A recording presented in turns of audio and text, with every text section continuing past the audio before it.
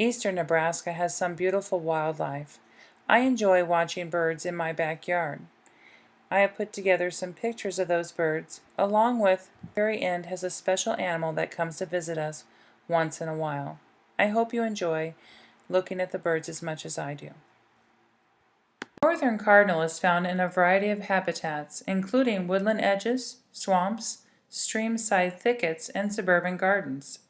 The cardinal is not a migratory bird and will mainly stay in the same area throughout the seasons. It is found throughout eastern North America. The red-bellied woodpecker is primarily a bird of the southeast, where its rolling calls are familiar sounds in swamps and riverside woods. Omnivorous and adaptable, this woodpecker has also adjusted to life in suburbs and city parks, and in recent years it has been expanding its range up to the north. The American goldfinch has a main natural habitat of weedy fields, floodplains, where thistles and asters are common, but they are also found in cultivated areas, roadsides, orchards, and backyards. They can be found at feeders any time of the year, but most abundantly during the winter. The tufted titmouse is a little gray bird with an echoing voice. It is common in eastern deciduous forests and is a frequent visitor to feeders. The large black eyes, small round bill, and brushy crest gives this bird a quiet but eager expression. Great catbirds are well known for their songs, one of which lasts for almost 10 minutes. This bird's vocal ability allows it to copy the sounds of other species and strings them together to make their own song as well. White-breasted nuthatches are agile birds that creep along trunks and large branches, probing into bark furrows with their straight, pointed bills.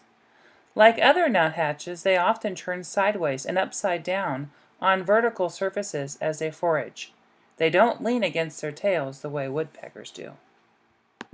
The bald eagle has been the national emblem of the United States since 1782 and a spiritual symbol for Native people for far longer than that. Look for them soaring in solitude, chasing other birds for their food, or gathering by the hundreds in the winter. Look way up to find these singers. The male's brilliant orange plumage blazes from high branches like a torch. Nearby, you might spot the female weaving her remarkable hanging nest from slender fibers. Fond of fruit and nectar as well as insects, Baltimore orioles are easily lured to backyard feeders. The black-capped chickadee is one of the easiest birds to attract to feeders for suet, sunflower, and peanuts. They like to hide their seed and other food items to eat later. Each item is placed in a different spot, and the chickadee can remember thousands of hiding places. Eastern bluebirds live in meadows and openings surrounded by trees that are often suitable nest holders. With the proliferation of nest boxes and bluebird trails, bluebirds are now a common sight along roads, field edges, golf courses, and other open areas. To find wild turkeys, it helps to get up early in the morning when flocks of these large birds are often out foraging in clearings, field edges, and roadsides.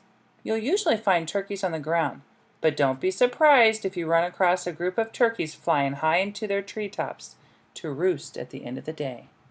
North America has more than 50 species of warblers, but few combine brilliant color and easy viewing quite like the yellow warbler.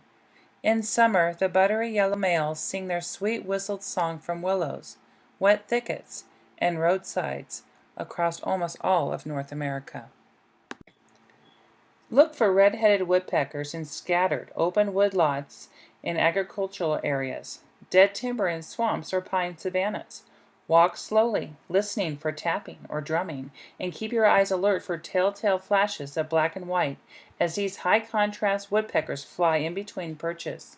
The active little downy woodpecker is a familiar sight at backyard feeders and in parks and woodlots, where it joins flocks of chickadees and nuthatches barely outsizing them. The male downy woodpecker has a small patch of red on the back of his head, but the female does not. This common large songbird is familiar to many people with its perky crest, blue, white, and black plumage, and noisy calls. Their fondness for acorns is credited with helping spread oak trees after the last glacial period.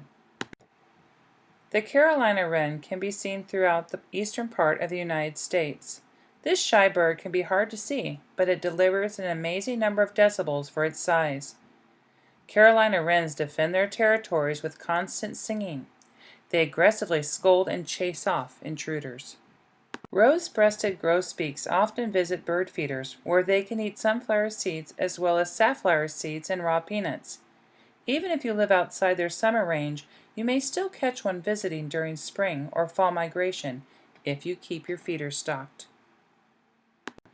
One of the most interesting facts about the ruby-throated hummingbird is that it can flap their wings about 70 times per second.